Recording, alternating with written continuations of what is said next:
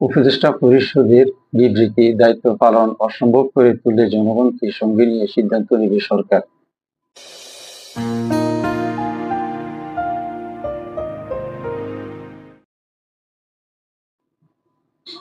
যদি পরাজিত শক্তির ইন্ধনে এবং বিদেশি ষড়যন্ত্রের অংশ হিসেবে সরকারের উপর আরোপিত দায়িত্ব পালনকে অসম্ভব করে তোলা হয়, তবে সরকার সব কারণ জনসমক্ষে উত্থাপন করে পরবর্তী সিদ্ধান্ত গ্রহণ করবে।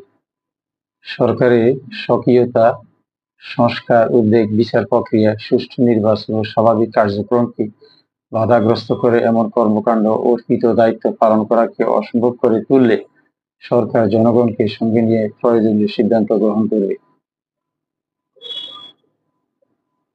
দুপুরে উপদেষ্টা পরিষদের অনির্ধারিত বৈঠকের শেষে এক বিবৃতিতে এই কথা জানানো হয়।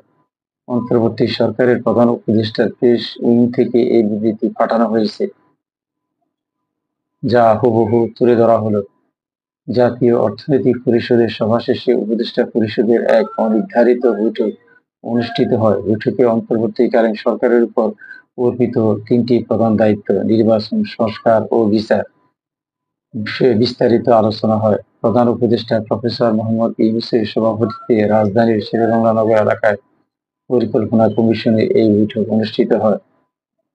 এসব দায়িত্ব পালনে বিভিন্ন সময় নানা ধরনের অযৌক্তিক দাবি-দাওয়া, উদ্দেশ্য প্রণোদিত ও এখতিয়ার বহির্ভূত বক্তব্য এবং কর্মসূচি দিয়ে যেভাবে স্বাভাবিক কাজের পরিবেশ বাধাগ্রস্ত করে তোলা হচ্ছে এবং জনমনে সংশয় ও সন্দেহ সৃষ্টি করা হচ্ছে, তা নিয়ে বিস্তারিত আলোচনা হয় বৈঠকে।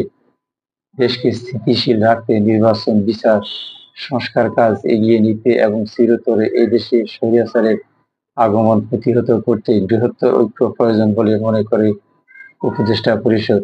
এই বিষয়ে অন্তর্বর্তী সরকার রাজনৈতিক দলগুলোর বক্তব্য শুনবে এবং সরকারের অবস্থান স্পষ্ট করবে।